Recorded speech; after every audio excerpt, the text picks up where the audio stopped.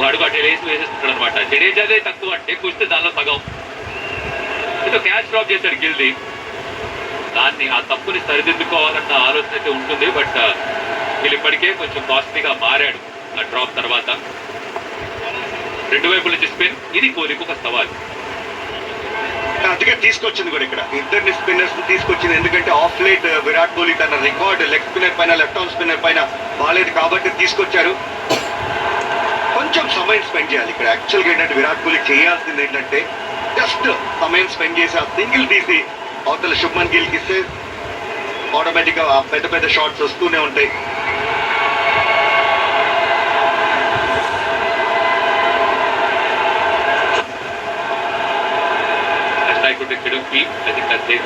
Dot balls ఎక్కువ ఆడేస్తూ ఉంటే అవసరం లేని ప్రెషర్ ఒకటి క్రియేట్ అవుతుంది. అంటే ఏం ఉండదు, కానీ మన మైండ్ లోనే మనం ప్రెషర్ క్రియేట్ చేసుకుంటాం. అదే ఏంటిది